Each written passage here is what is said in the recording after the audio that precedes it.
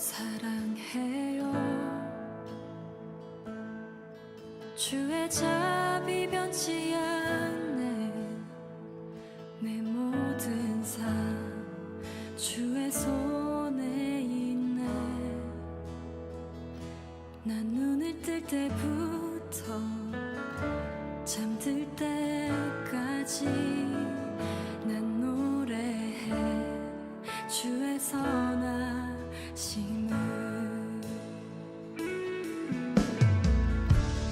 내 평생 신실하신 주, 내 평생 좋으신 하나님, 나의 호흡 끊길 때까지 난 노래해 주의 선하심을. 주의 음성 불 가운데 나린 너의 흑암에서 안위하시는 주님, 그는 나의 아버지, 그는 나의 친구. 난 거하리 주의 선하심에. 내 평생 신실하신 주,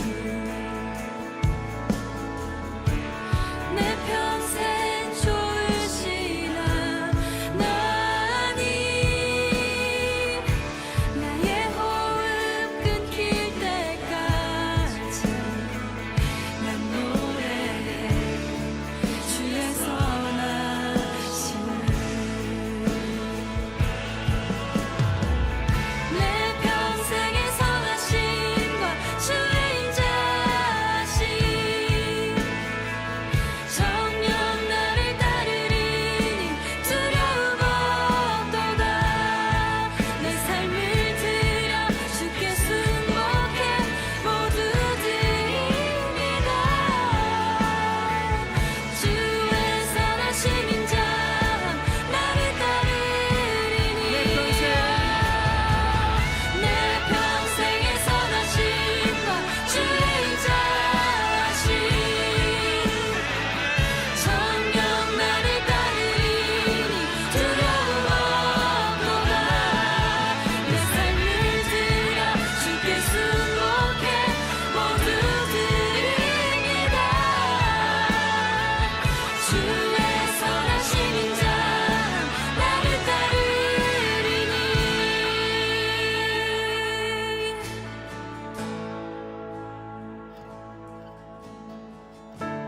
내 평생 신실하신 주,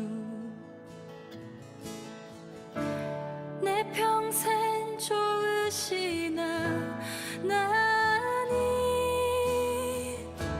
나의 호흡 끊길 때까지 난 노래해 주의 선하심을.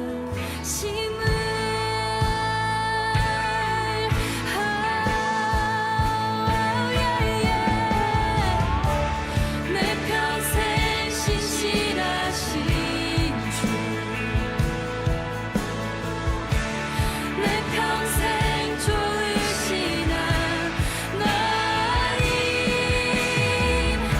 나의 호흡 끊길 때까지 난 노래해 주의 선하심을.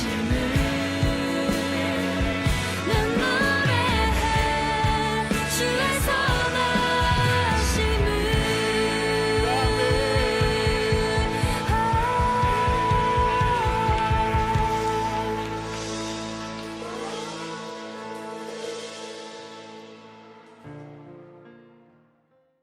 고린도전서 10장 31절부터 33절 같이 한번 읽습니다. 그런즉 너희가 먹든지 마시든지 무엇을 하든지 다 하나님의 영광을 위하여 하라. 유대인에게나 헬라인에게나 하나님의 교회에나 거치는 자가 되지 말고 나와 같이 모든 일에 모든 사람을 기쁘게 하여 자신의 유익을 구하지 아니하고 많은 사람의 유익을 구하여 그들로 구원을 받게 하라. 고린도전서 10장 31절부터 33절까지 말씀 같이 봤습니다. 무엇을 하든지 하나님의 영광을 위해서 하라. 먹든지 마시든지 무엇을 하든지 하나님의 영광을 위해서 하라. 그랬고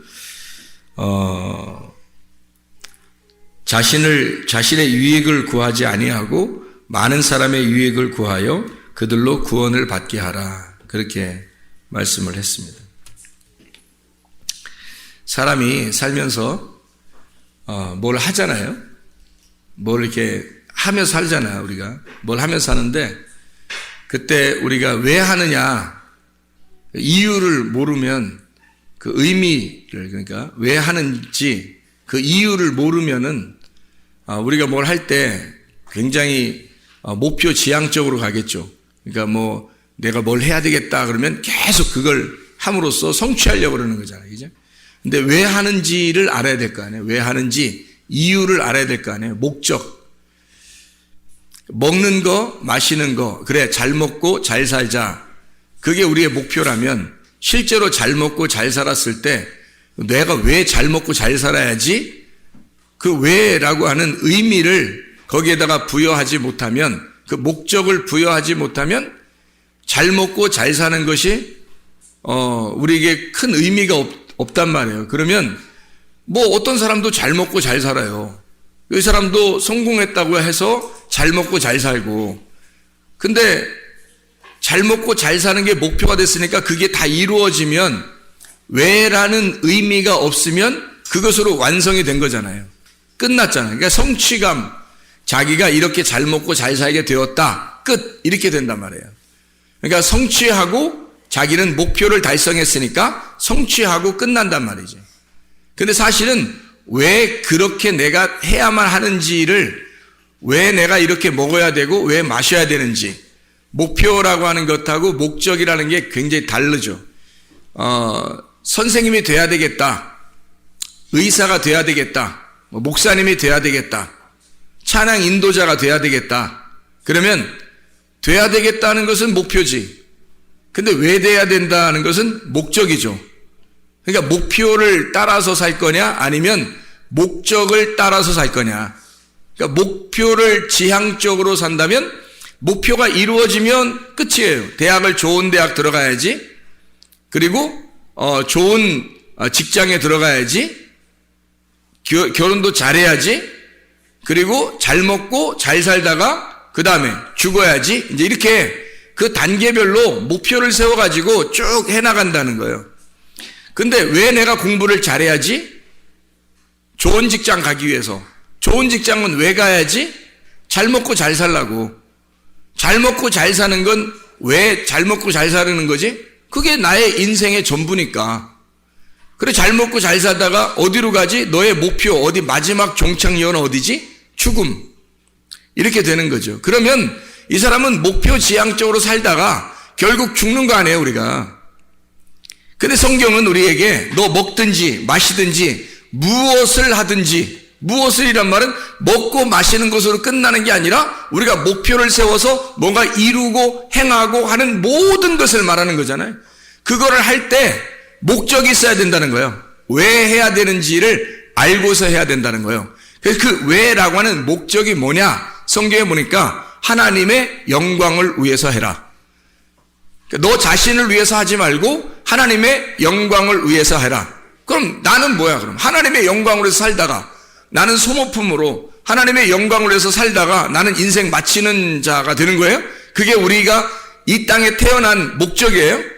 하나님을 위해서 나는 소모품으로 살다가 먹다 버린 이런 것처럼 이렇게 하나님 앞에 내가 쓰임 받았어요. 그리고서 나는 버려지는 그런 인물들이냐고. 우리가 그렇게 태어났냐고.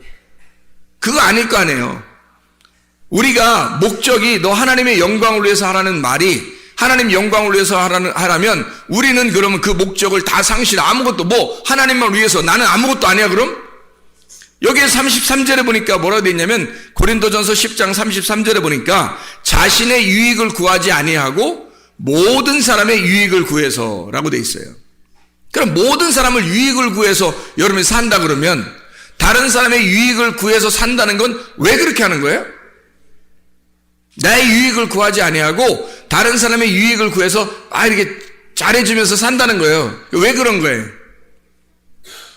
왜 그렇게 사는 거죠? 그게 자기를 위한 거니까. 그게 자기를 위한 거니까. 남에게 유익을 주는 것이 곧 자기를 위한 거니까. 자, 생각해봐요. 주변에 지금 여러분의 가족도 있고 자녀도 남편도 아내도 부모도 친구도 성도들도 목사님도 옆에 쭉 내 주변에 있는 모든 게 결국 누구라? 결국 누구예요? 나예요. 나를 존재케 하는 이유란 말이에요. 내가 나로서 존재하는 이유가 이 사람들 때문이에요. 아니 세상에 아무도 없으면 내가 왜 살아? 아니 세상에 아무도 없는데 내가 왜 사냐고. 살 이유가 없잖아. 나 혼자인데? 혼자인데 나 혼자 왜 살아요?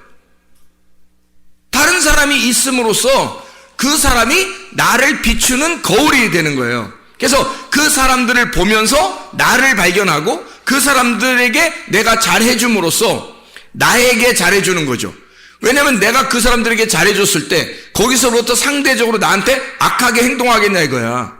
다른 사람의 유익을 구하는데 그 사람들은 나한테 악하게 구하겠어요?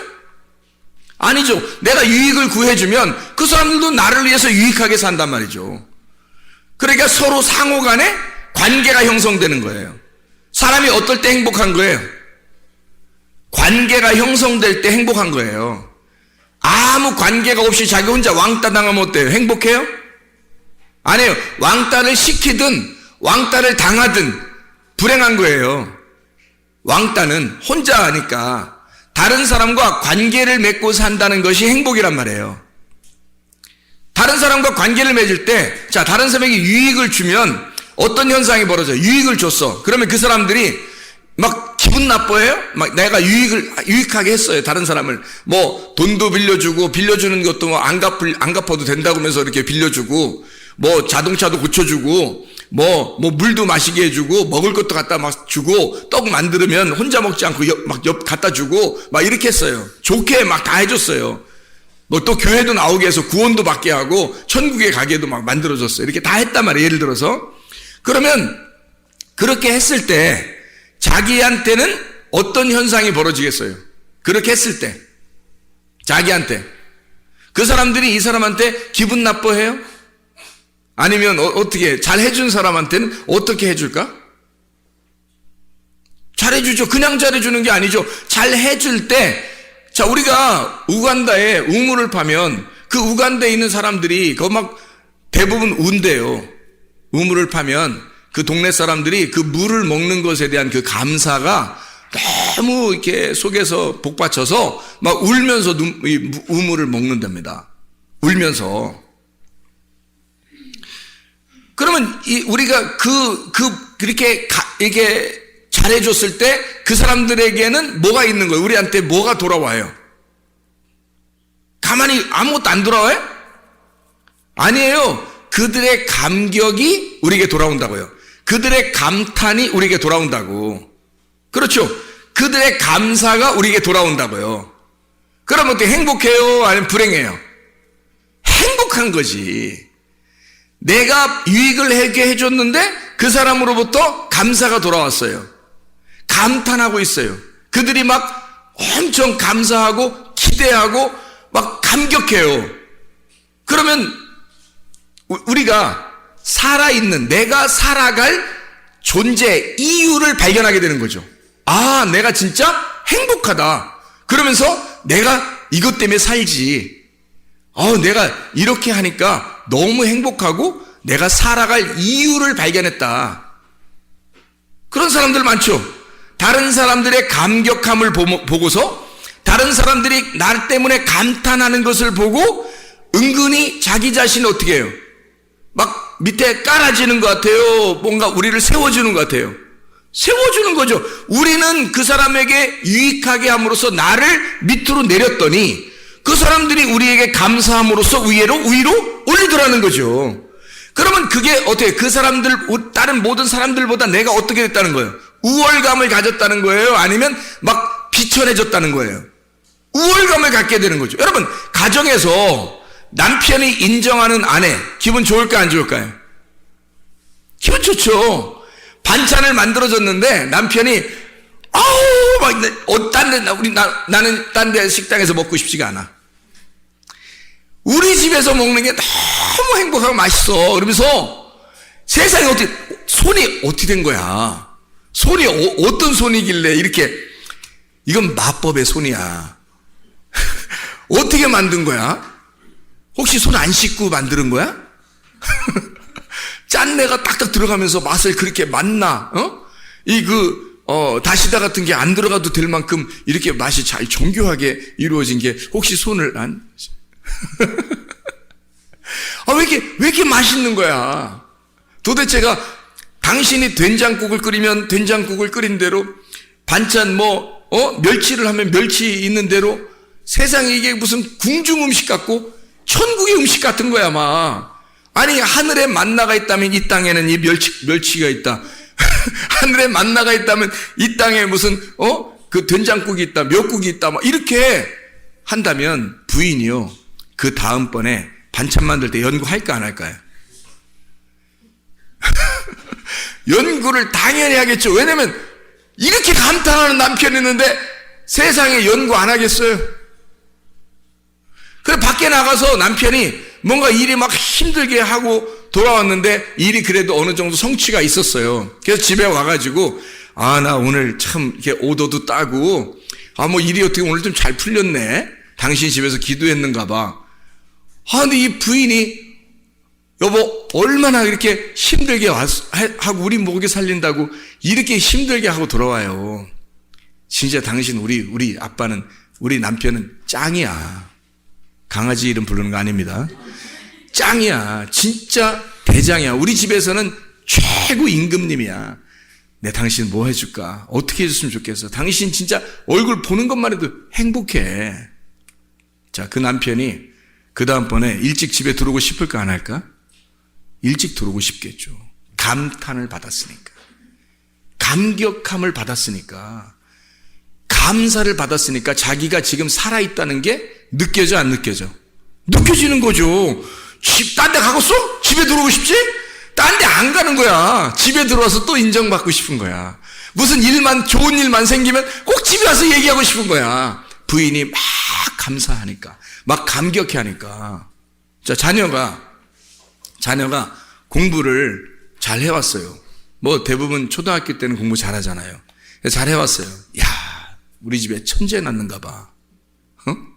우리 집 천재 낳는가 봐. 너 어떻게 엄마보다 아빠보다 더 훌륭한 것 같아. 넌 진짜 될 사람이야. 야, 대단한데? 이 아이가 다음번 공부 더 잘할까 못할까? 더 잘하고 싶은 거예요. 왜? 칭찬을 받았잖아. 감사하잖아. 감격을 받았잖아. 사람은요, 이렇게 감탄을 먹고 사는 동물이란 말이에요. 사람은 이런 감탄을 먹고 사는 동물이라고. 목사가 설교했는데도 자고 막 이렇게. 그럼 목사 설교하고 싶어서 생각을 해봐요. 피드백이 있어야지. 이 반응이라는 게 있는 거야, 반응이. 피드백이 있어야 되는데 전혀 그런 게 없어.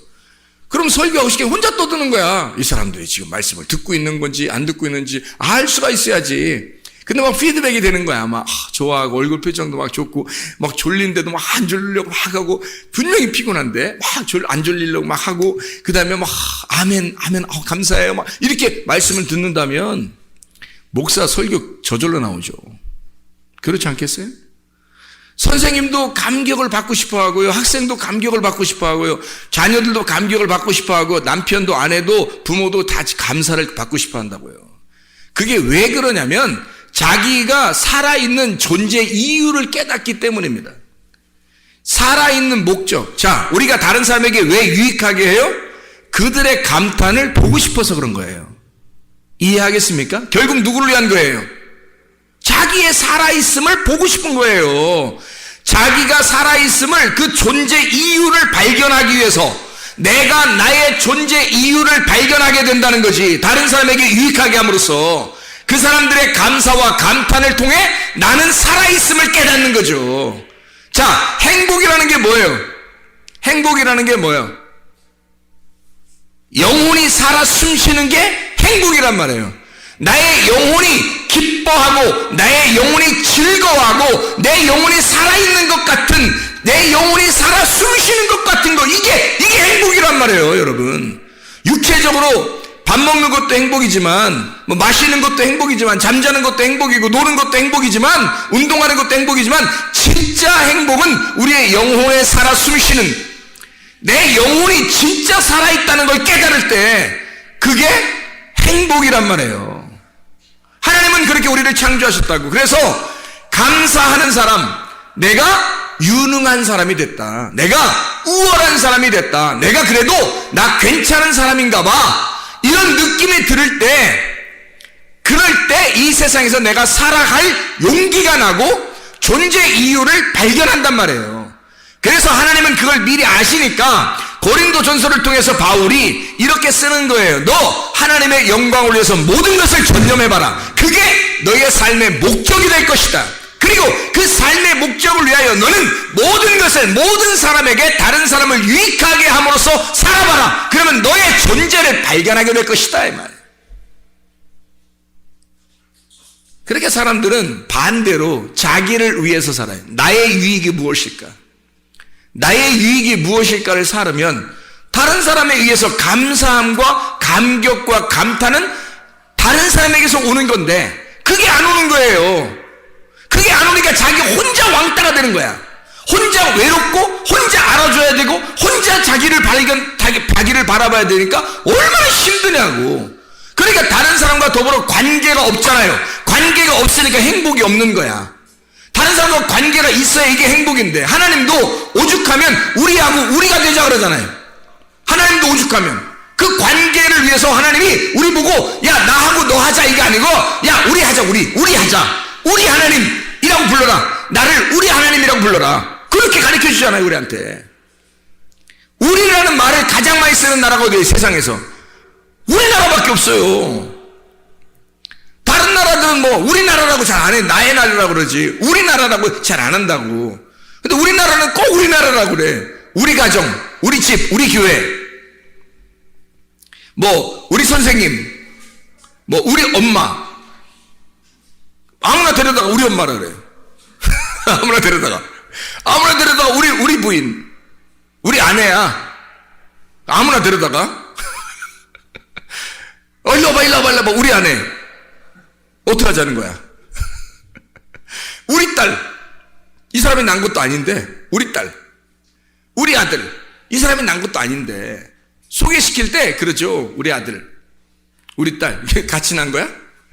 같이 난 거 아니잖아. 근데도 우리라는 말을 가장 많이 쓰는 나라가 아마 전 세계에서 우리나라일 거예요. 전 세계에서. 그렇게 우리를 좋아해요. 근데 이게 왜 그러냐면 우리라는 말이 들어갈 때, 우리가 될 때 행복을 느끼기 때문입니다. 하나님도 우리라는 말을 할 때 행복해해요. 그래서 우리 하나님, 그걸 진짜 알고 우리가 하나님과 내가 서로 떨어져 있는 거 아니라, 당신과 내가 서로 다른 존재가 아니라 하나님과 나는 당신에게서 나온 존재, 나는 당신의 품 안에 있는 존재입니다. 나는 당신과 하나입니다. 우리 하나님이라고 하면 하나님이 굉장히 좋아하셔요. 하나님이 우리라고 했으니까 하나님이 야 네가 나하고 떨어져 있는 게 아니라 관계를 맺고 살려고 하는구나, 나하고 같이 살려고 하는 걸 좋아하는구나, 네가 나를 우리라고 하다니 참 좋다, 행복하다. 하나님도 행복하셔요. 우리도 행복하게 되고. 우리라는 말, 그래서 관계를 떨어져서는 살 수 없으니까 사람이 그 관계에서 내가 나를 감탄할 수는 없어요. 뭐 이런 사람도 있지. 거울 쳐다보면서 자기를 잘 감탄하고 이런 사람도 있죠. 물론. 근데 그런 사람이 뭐 좀 정신적으로 안 좋은 사람들 그렇게 하잖아요. 근데 대부분은 감사와 감탄은 다른 사람이 나에게 해줘야 되는 거라고. 그럴 때 우리가 살아나는 거죠. 영혼이 살아나는 것 같은 그런 행복을 느낀단 말이죠. 행복이라고 하는 건 뭐 크게 어려운 게 없어요. 행복은 자기가 막 억압되지 않은, 뭔가 해방되고 뭔가 자유롭다, 이럴 때 행복을 느껴요. 사람은 그냥 행복하다 이럴 때. 막 뭔가 막 억압돼 있는 것 같아. 학생들 막 공부하는 거 막 억압돼 있는 거. 이 세상에서 가장 불행한 공부 학생들을 우리나라 한국 사람들이라 그러잖아요. 왜 그래요? 억압된 교실에다 막 놓고서 억압되게 공부를 시키는 거예요. 주입식으로. 그래 이게 공부 행복하겠냐고요. 그래 이 사람들이, 이 학생들이 그걸 또 이겨내려고 그래요. 왜 이겨내려고 그래요? 아니 공부할 때 그 억압된 그 공부가 안 좋은 거야, 싫은 거야 그게. 학생들한테 행복은 뭐냐면 자유해야지 행복이에요. 야 알아서 공부해. 알았어요. 알아서 할게요. 숙제 알아서 해. 예 알아서 할게요. 공부 알아서 해. 예 알아서 할게요. 이게 굉장히 행복한 거거든요. 공부를 자유롭고 자기가 하고 싶을 때 하는 거, 자기가 자기의 주도적으로 할 수 있는 거가 되면 재밌죠. 근데 재미가 아니라 막 주입을 시켜요. 콩나물 같이 딱 교실에다 막 놓고, 어떤 학교는 창살도 있고, 그래서 딱 갖다 가둬놓는다고요. 그래 놓고 거기다 공부를 시켜놓고 이거 외워야 돼. 막 공식도 막 적어놓고 그거 외워야 돼 무조건. 그래야 성적이 나오게 만들어놔요. 그리고 숙제도 그렇고요. 그렇게 억압돼 놓으면은 이 학생들이 기분이 좋겠냐고. 행복하지 않죠. 왜 그래요? 왜 안 행복해요? 누가 시킨 거니까. 억압된 거니까 별로 재미가 없는 거란 말이에요. 근데 그거를 학생들이 다, 우리나라 학생들 세상에서 보기 드물게 참아내요. 그것 또한 신기한 거지.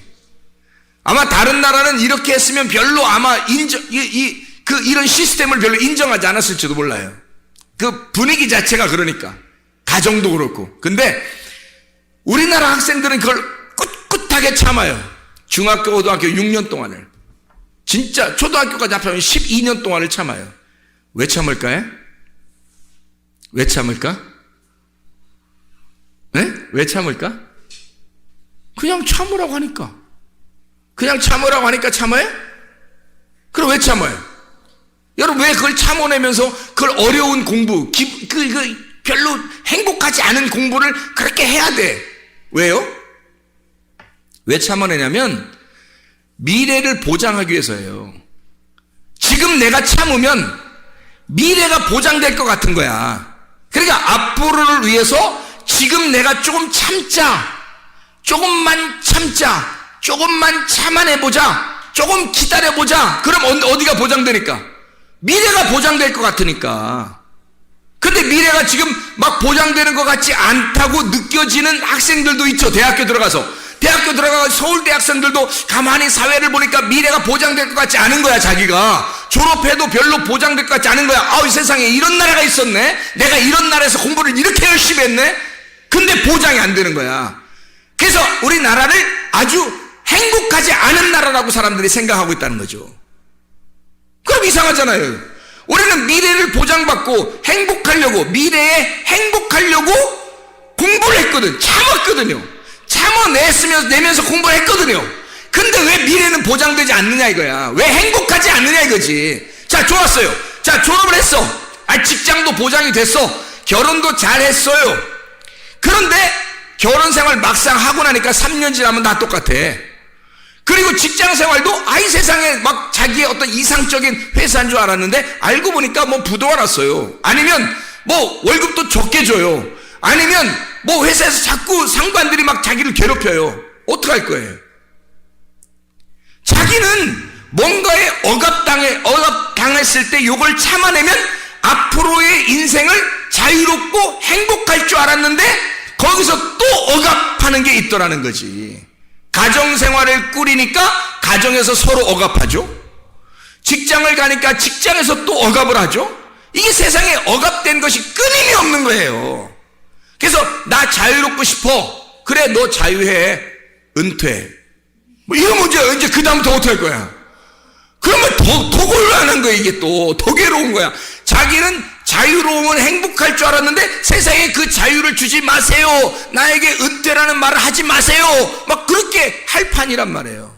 자 보세요. 이상하잖아요. 뭔가 우리는 행복을 위해서 공부했는데, 그래서 참아냈는데 끝나고 나니까 여전히 행복한 것이 오지 않더라는 겁니다. 결혼을 해도 직장 생활을 해도, 아니 교회 생활을 하면 행복할 줄 알았는데 교회 생활을 해도 행복한 것이 오지 않더라는 거예요. 왜 그럴까요? 억압된, 내 속에 영혼이 자유를 못 맞이했기 때문입니다. 영혼의 자유함이 그 속에 있는 영의 행복이 없었기 때문이에요. 만약에 영혼의 행복이 왔어요. 영혼의 행복은 어떨 때 온다고요? 영혼의 행복은 어떨 때 온다고? 금방 얘기했는데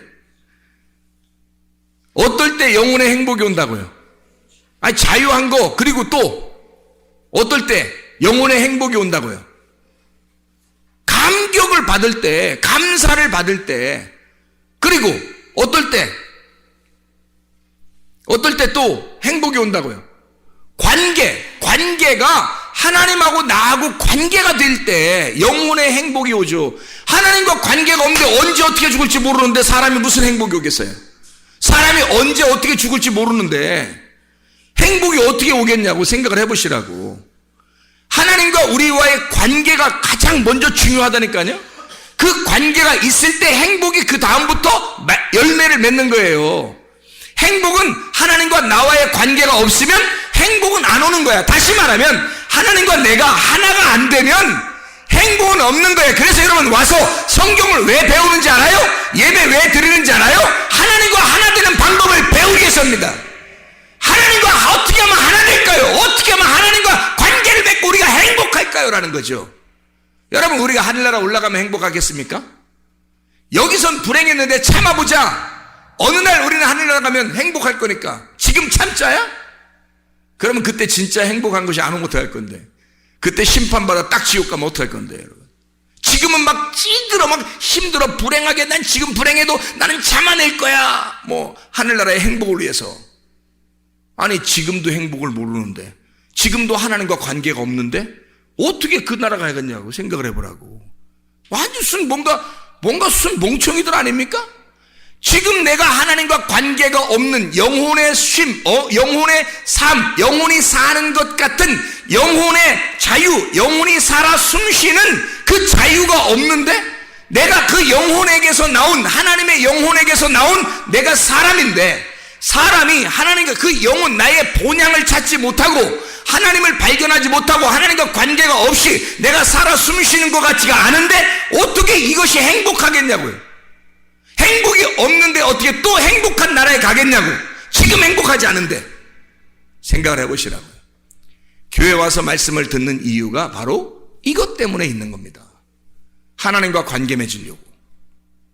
내 영혼이 진짜 자유한가 그걸 발견하려고. 내가 사람들에게 유익하게 함으로써 내가 살아있는 존재를 발견하면서 내가 지금 살아가고 있는가. 다시 말하면 내가 확신을 가지고 진짜 무엇인가 신뢰하고 무엇인가 내가 신뢰하는 어떤 믿음이 내가 있느냐. 내 속에 진짜 뭔가 믿는 게 있느냐 이거야. 아니, 천국도 믿어야 가잖아요. 믿음이 있느냐 이거야. 진짜 내 속에는 믿음이 있는가. 그리고 내가 확신한 믿음이 있으면 어느 날 내가 그 나라에 갈 것이다 라고 진짜 소망을 가질 수 있느냐 이거야.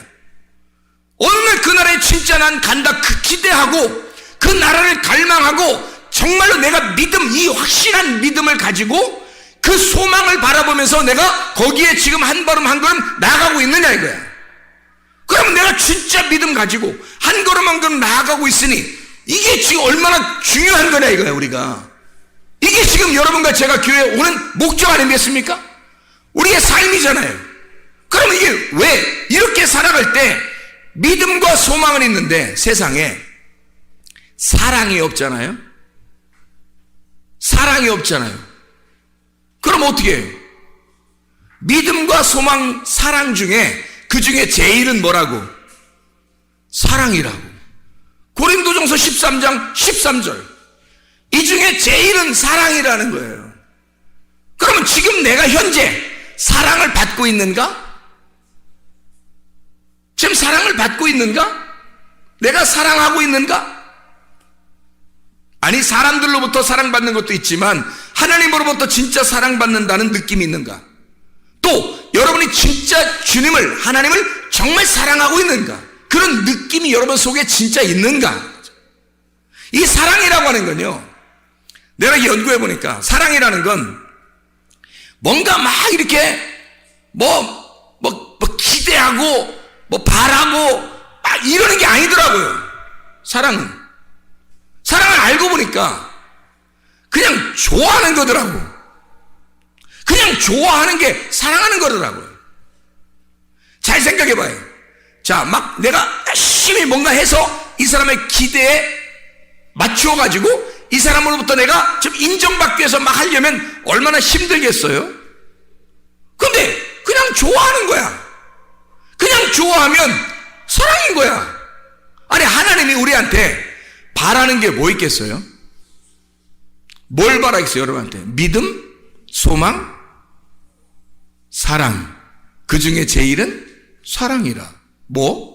좋아하는 거. 그냥 하나님을 정말 좋아하느냐 이거지. 하나님을 그냥 좋아하는가? 하나님을 진짜 그냥 좋아하는가? 하나님이 여러분한테 뭐 달라고 했어요? 하나님이 여러분한테 뭐 기대하고 뭐 달라는 게 있었어? 하나님을 좋아하느냐 이거야. 하나님을 진짜 그냥 좋아하느냐 이거야. 그냥 조건을 내거는 게 아니에요. 사람들이 조건을 내걸면 그게 종교가 돼버리는 거야. 조건을 내걸으면 네가 이렇게 해주면 내가 사랑할 거야. 네가 이 정도 해주면 내가 좋아할 거야. 그러면 조건을 내버렸잖아요. 그건 사랑이 아니지. 그건 그냥 좋아하는 게 아니잖아. 하나님이 우리를 좋아하는데 어떻게 좋아하냐면 나는 그냥 니네가 좋아. 하나님이 우리한테 야, 나는 그냥 너네가 좋아. 그냥 좋아. 네가 어떻게 해도 좋아. 그래서 오신 거예요, 주님이. 나는 그냥 니네가 뭐 엄청 열심히 나한테 어떻게 해서 나 좋아하는 게 아니라 그냥 나는 니네가 좋아. 그런 거잖아요. 그게 사랑이죠. 하나님의 사랑은 기대하지 않는 사랑이라고. 근데 다 남녀들도 보면 다 기대를 해. 그래서 기대하니까 어떻게? B로 시작하는 게 있는데, 기대하니까 뭐 B로 시작하는 게 있어요. 뭐예요? 삐져요. 금방 삐져요. 금방 짜증내고 금방 화를 내요. 왜? 기대를 한 게 있단 말이에요. 이 사람이 나한테 이렇게 해주기를 기대하고 있는데 안 해준 거야. 말을 부드럽게 해야 되는데 조금 세게 나온 거야. 그럼 내가 기대하는 건 부드러운 건데 조금 세게 나왔어요. 기분이 안 좋죠. 그럼 B로 시작하는 게 딱 나오는 거죠. 자기도 모르게. 왜? 내가 기대했으니까. 나한테 당신이 요 정도 해줄 때 나는 당신을 이렇게 사랑하겠다고 결심을 했었거든. 그런 결심을 했기 때문에 이건 조건이 돼버린 거예요. 조건적 만남. 그냥 좋아서 만난 게 아니라 그냥 좋아하면 이런 조건들이 별로 없어져요, 사실은. 그렇지 않아요? 그냥 좋아하면 이런 조건들을 별로 내걸지 않는다고. 그냥 좋아하는 거라고. 내가 우리 집사람하고 같이 어딜 갔다 오면서 그냥 내가 그랬어요.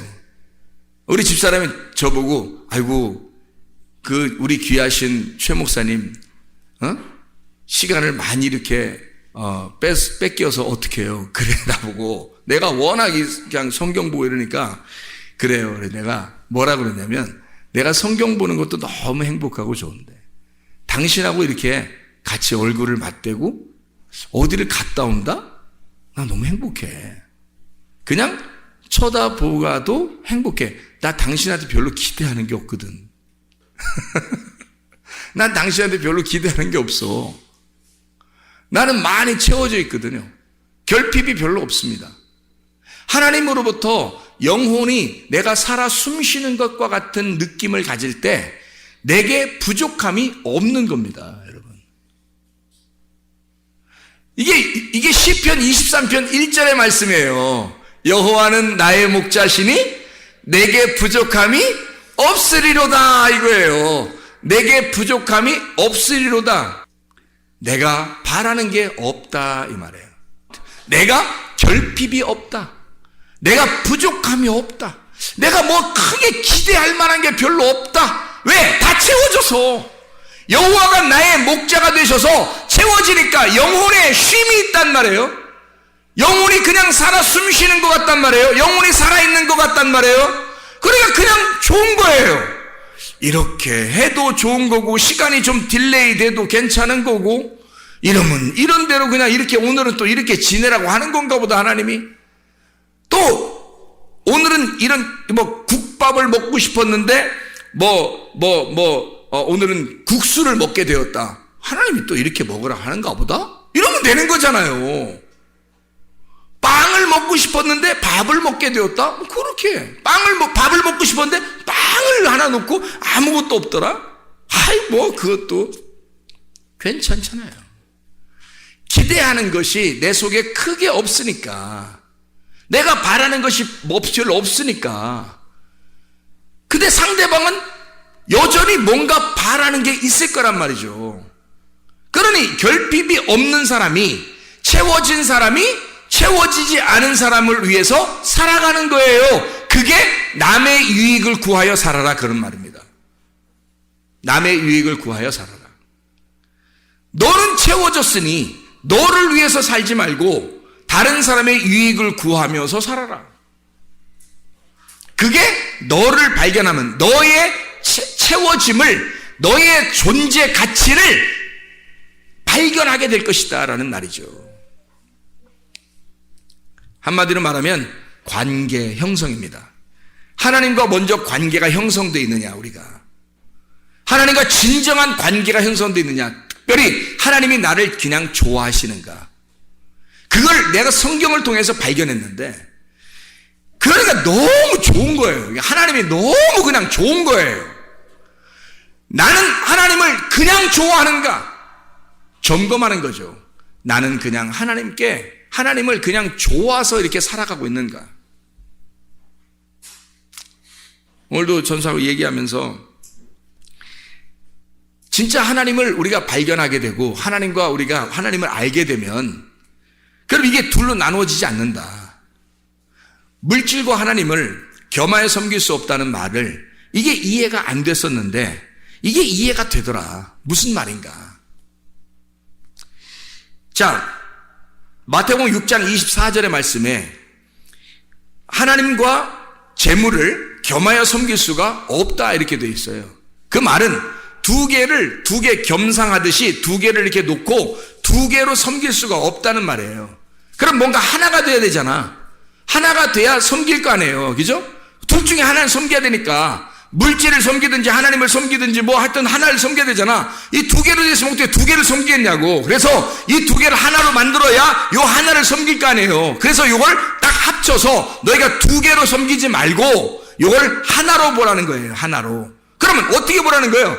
물질이 하나님이고 하나님이 물질이 된다는 거지. 그럼 어떻게 물질이 하나님이고 하나님 물질이 돼요? 우리가 둘 중에서 뭘 선택하니까? 물질이 아니라 하나님을 선택하니까, 내가 물질을 선택했다면 물질을 바라보는 나의 눈으로 하나님을 바라보게 될 것이고, 이 세상을 바라보게 될 것이고, 하나님을 선택했다면 하나님의 눈을 가지고 물질을 바라보게 되고 세상을 바라보게 된다는 거죠. 그러면 어디 눈을 갖느냐에 따라서 달라지는 거죠. 땅의 눈을 가지고 있으면 땅의 것이 보이는 거지. 그러니 하늘은 여전히 계시고 땅은 여전히 내게 보이는 눈에 의해서 보이게 되는 거고, 그러면 두 개로 나눠져 있죠. 근데 내가 하늘로 올라가 버리면, 위로 붕 떠버리면 말이에요, 이 밑에 있는 것이 아주 별 의미 없이 그냥 조합되어 있다는 말이에요. 이게 우리가 이 땅에서 막 땅을 쑤셔 들어가 땅에서 이렇게 막 나누어서 이렇게 옆에 사람들을 보니까 다 나누어져 있는 것 같지만, 우리가 하늘 위로 쭉 올라가 버리면 밑을 이렇게 보면 지구도, 우주선을 탄 사람들이 이렇게 밖에서 이렇게 보면 지구가 어떻게 되더래? 파란 별처럼 보인다 그러잖아요. 그냥 이렇게 뭉쳐있는 하나의 공처럼 보인다는 거 아니에요. 하물며 비행기만 타고 올라가도 밑에 있는 아파트나 집이나 이런 것들이 다 무슨 성냥각처럼 이렇게 세워져 있고, 자동차 솔직히 자동차 막 지나다니는 거 막 슉슉슉 다녀요. 위에서 이렇게 비행기 타고 위에서 이렇게 보잖아요. 유리창으로, 비행기 유리창으로 보면은 무슨 개미들이 왔다 갔다 하는 것 같아요. 개미들이. 하물며 사람도 지금 잘 안 보여요. 더 높이 올라가면 그냥 막 왔다 갔다 한다. 이렇게 하늘 위에 올라가서 요걸 바라보면 이것이 하나의 뭉쳐진 덩어리로 보인단 말이에요. 다시 말하면 땅은 하늘에서 나온 존재라는 거지. 땅은 하늘에서 나온 존재니까 하늘에 올라가 버리면 땅을 알게 되는 거예요. 근데 땅을 내려와 있으면, 우리가 땅에 있으면 하늘은 여전히 하늘 저쪽에 있다고. 그러니까 땅에서 본 눈은, 우리의 눈은 두 개로 보이는 거고, 하늘 위에서 본 눈은 하늘에서 우리를 바라보면 하나로 보이는 거지. 자기로부터 나간 땅이 조합된 하나의 덩어리니까 자기로부터 나간 자기의 눈에 다 들어와 있는 하나의 덩어리란 말이에요. 그러니까 하늘 안에 포함된 땅이 되는 거죠. 이해가 돼요? 그래서 보세요. 물질과 하나님을 어떻게 하나로 섬기느냐면 이렇게 하는 거예요. 물질이라고 하는 건 우리 모든 사람들이, 교회 다니는 사람들이 물질을 뭐라고 생각하냐면 악하다고 본다 이거예요. 악하다고. 그러면 하나님은 선하다고 본다고요. 그러니까 선과 악으로 이렇게 나눠지잖아. 근데 이 물질을 악하다고 보지 말고 이렇게 보란 말이에요. 어떻게 보느냐 보세요. 물질이 악한 게 아니라 하나님이 우리에게 주신 건데, 이것을 뭘로 보냐면 하나님이 이 물질에 들어와 버리면, 하나님이 물질에 들어와 버리면 어떻게 되겠어요? 하나님이 물질에 들어와 버리면 물질과 하나님이 같이 있는 거죠. 그러면 보세요. 자, 물질을 악하게 받고 하나님을 선하게 받는데 이 하나님이 물질 안에 와 보니까 물질과 하나님이 하나더라 이거야. 이렇게 하나로 보라는 거야. 자, 이걸 이유를 설명해 줄게요. 요한복음 1장 14절에 말씀이 뭘로 왔죠? 육신으로 옵니다. 육신은 악한 건데, 육신은 악하고 말씀은 선한 건데 어떻게 말씀이 악한 육신에게 와요? 이상하잖아. 그렇죠? 말씀이 육신에게 들어왔단 말이에요. 그것은 말씀이 육신 안에 들어올 때 말씀과 육신이 하나가 되어버린 거예요. 어떻게 된 거예요? 말씀은 살아있는 거고 육신은 죽은 거거든. 살아있는 게 이 죽은 것 속에 들어와 보니까 이 죽은 게 살아나더라는 거지. 자, 창세기 2장 7절에는 흙을, 가루를 내가지고 거기에다가 하나님의 생기가 집어 들어가니까, 말씀이 들어가니까 어떻게 돼? 흙이 살아나더라는 거야. 그게 사람인 거야. 그러면 사람은 뭘로 이루어졌다는 거예요? 선과 악으로 이루어졌다는 거지. 말씀이 육신이 되어서 이루어진 게 사람이라는 거지. 이해가 되겠어요? 그러니까 하나님과 물질이 하나로 이루어진 것이 사람이더라는 거야.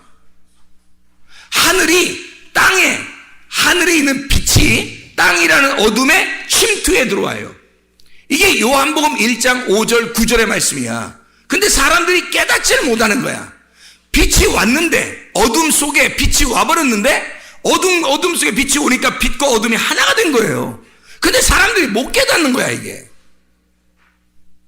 창세기 1장 2절 3절에도 땅이 혼돈하고 어둠 가운데 있는데 하늘에 있는 빛이 그 땅에 온다는 거야. 똑같은 말씀 아니에요? 자, 그러면 이 악한 땅에, 혼돈스러운 땅에, 공허한 땅에, 흑암인 땅에 빛이라는 선이, 빛이라는 하나님이 들어오신단 말이에요. 그러면 이 땅이 어떻게 되겠어? 거룩한 창조가 되는 거지. 부활하죠. 그게 거듭남입니다.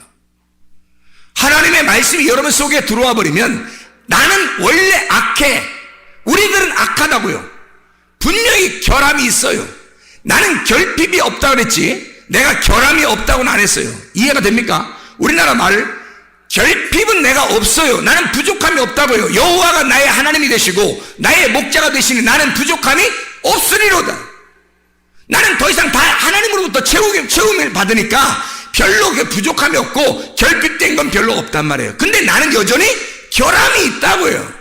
결함이 있는 자라고, 부족함이 있는 자라고. 어떤 부족함? 뭐 안 채워져서 부족함이 있는 게 아니라 죄를 지을 수밖에 없는 육체라고 하는 것은 여전히 있다는 얘기예요. 그러니 보세요. 내가 말씀을 들을 때, 자, 하나님의 말씀을 들을 때 그 말씀이 내게 왔어요. 나같이 결함이 많은 결함투성이인 나에게 하나님의 말씀이 내게 들어오니까 세상에 내가 결핍이 없어진 거예요. 하나님이 채워지니까 나라는 존재가 상당히 행복해진 거죠. 영혼이 살아 숨쉬게 된 겁니다. 내가 살아난 거예요. 살아났는데 여전히 나는 결함이 있지요.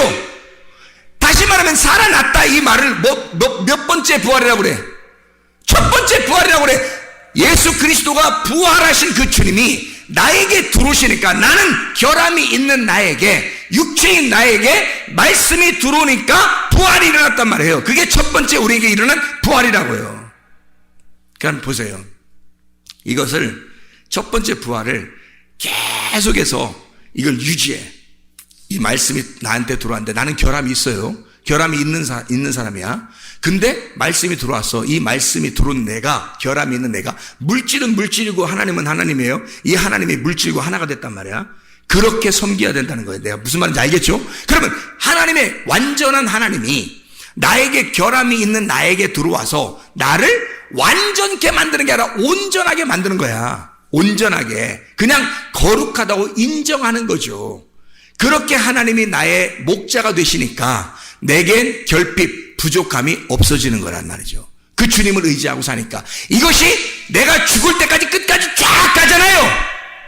그러면 내가 딱 죽는 순간 그게 두 번째 부활하게 된단 말이죠. 이 사망의 권세를, 지금 내가 살아가고 있을 때 이 사망의 권세를 이기면 이기는 자가 되는 거야. 이제 성경 요한계시록에 이기는 자가 되는 거야. 끝까지 이기는 자가 돼서 인내로 너희 영혼을 얻을 것이다 해서 끝까지 이겨내면 둘째 사망이 우리를 지배할 수가 없다. 너를 둘째 사망이 공격할 수가 없고 너는 그냥 이 첫째 부활의 삶이 그대로 살아간다. 이게 두 번째 하늘에서의 부활의 삶이란 말이에요. 그래, 우리는 이 땅에서 부활의 삶을 살아갈 수가 있다고요. 그게 우리의 땅에서의 진정한 행복이고, 이게 땅에서의 영혼의 살아 숨쉬는 행복이란 말이에요. 이게 여러분 속에 없다면 안 되는 거죠. 왜냐하면 그건 불행한 거고 미래가 확실치 않은 겁니다. 지금 현재 뭘 어떻게 살아야 될지도 모르는 거예요. 진짜 좋아하는 게 뭔지를 모르고 나의 결핍을 채우려고 엄청나게 막 아둥바둥하고, 자녀를 통해서 내 결핍을 채워보려고 그러고, 자기의 남편을 통해서 채워보려고 그러고, 아내를 통해 채워보려고 그러고, 친구를 통해 채워보려고 그러고, 돈을 통해 채워보려고, 지식을 통해 채워보려고 한단 말이에요. 채워지나요? 하나님에게서 나온 인간들이 하나님으로 채워지지 않으면 영혼의 결핍은 절대 채워지지 않습니다. 그래서 막 이 땅에서 아둥바둥하며 살게 되죠. 그러니까 미래가 불확실하죠. 사랑하지도 못해봤죠. 진짜 좋아서 하는 것도 없죠. 그냥 어쨌든 막 어떻게든지 뭔가 이루어야 돼. 자기가 그렇게 살아가는, 얼마나 힘든 인생을 살아요. 수고하고 무거운 짐진 자들아, 다 내게로 와라. 내가 너희를 편히 쉬게 하겠다. 나는 마음이 온유하고 겸손하니 멍에를 메고 와서 배워라. 주님 멍에는 쉽고 짐은 가볍다. 어떻게 될 때? 주님과 하나가 될 때. 그 주님이 같이 이 물질을 줘주신다는 거예요. 자, 물질만 바라볼 때는, 하나님과 물질을 나누어서 보니까, 물질을 바라보니까 우리에게 결핍이 여전히 있더라는 말이에요. 여전히. 그래서 만족을 못 줘요. 행복함이 없어요. 근데 하나님을 모시고 나니까 그 하나님으로부터 빠져나온 육체, 하나님으로부터 빠져나온 그 물질이 다 하나님 속에 있더라는 거지. 그러니 그 하나님 안에 있으니까 결핍함이 사라지죠. 그럼 더 이상 아둥바둥하며 살 필요가 없어진다는 말입니다. 그러면 학생들이 공부하는 것도 행복하게 공부할 수 있어요, 없어요? 있다는 얘기입니다. 행복하게 공부할 수 있다는 얘기예요. 자, 보세요. 학생들이 공부할 때 미래를 위해서 공부하죠. 그런데 지금은 뭐예요? 지금 인생은 다 버려버리는 거예요. 지금 인생은 버리고 내가 나중 몇 년 후에 그때를 위해서, 지금은 나는 어쨌든 고통을 받아야 된다, 이겁니까? 하나님이 과연 그런 식으로 공부하라고 만들었을까, 우리를? 아니잖아요. 지금도 행복하게 공부할 수 있다는 얘기입니다. 자기가 만족한 하나님의 영혼이 채워졌을 때, 만족한, 그래서 어떤 걸 해도 행복하고 기쁘고 즐거움이 있을 때, 즐거움으로 하는 것들, 진짜 행복한 거죠. 공부를 해도 행복하죠. 결혼을 해도 행복한 거죠. 직장을 가도 행복한 거고, 돈이 있어도 별로 없어도 행복하게, 삶이 행복한 거죠. 근데 주님이 없으면 이 세상의 결핍 때문에 힘들어요. 그래서 자기는 막 아둥바둥하며 살게 돼 있습니다. 그럼 우리는 불행을 끌어안고 사는 거예요. 그래서 미래 어느 날 나는 잘 돼야지 해서 지금 막 고통을 감수하는 겁니다. 사람들이요. 야, 조금만 참어. 자녀들한테도 그러죠. 우리 그 남편 아내들은 야, 우리 조금만 참읍시다. 그러면 어느 날 행복하게 올 거예요. 뭐 이러죠. 지금은 뭐예요? 지금은 행복할 권리가 없나요? 지금 우리는 행복할 권리가 없는 거예요? 하나님은 우리에게 지금 이 자리에 주님이 와 계신다면 주님이 뭐라고 하겠냐고. 수고하고 무거운 짐진 자들아 제발 3년 후에 와라 그러겠어요? 그때 되면 행복할 것이다 그런 말 하겠냐고요. 주님이 수고하고 무거운 짐진 자들아 제발 지금 너희가 행복하고 쉬어야 한다. 지금 네가 행복해야 한다. 너는 뭔가 결핍되어 있는, 뭔가 너는 장애를 가지고 있는 거다. 정신적인 장애, 결핍이 있는 거야. 뭔가 결핍이 있는 거야. 너에게 내가 들어가야 채워진다. 물질로만 가지고 있으면 얼마나 결핍하겠냐, 얼마나 힘들겠냐, 얼마나 걷어들이고 얼마나 모아야 행복하겠냐. 자, 육신 덩어리인 흙덩어리가 살아날 수 없었을 때, 그 흙덩어리만 있을 때 이것이 뭔 사람이겠냐. 생기가 들어갈 때 비로소 흙덩어리가 살아가는 거예요. 흙덩어리가 살아간다고. 이 땅에서 천국이 흙덩어리에 들어와서 여기서 천국을 살고 있는 거라고. 그 사람이 물질에 하나님이 들어가셔서 여기서 그 물질이 천국처럼 살아가는 거라고요. 이게 이해가 되십니까? 말씀이 육신이 돼서 오셔서 이 살아있는 그 삶이 천국이라고요. 그게 천국이 이 땅에 내려오신 거라고요. 여러분 속에 하나님의 천국이 여러분 속에 임해야 행복하다고요. 그 결핍함이 없어지고 행복이 찾아온다고요. 진짜 행복이. 여러분 먹든지 마시든지 무엇을 하든지 하나님의 영광을 위해서 하라. 너의 유익을 구하지 아니하고 모든 사람의 유익을 구하여 너의 존재 가치를 발견해라. 진짜 행복을 구하라. 진짜 행복이 무엇인지 발견해라. 기도하겠습니다.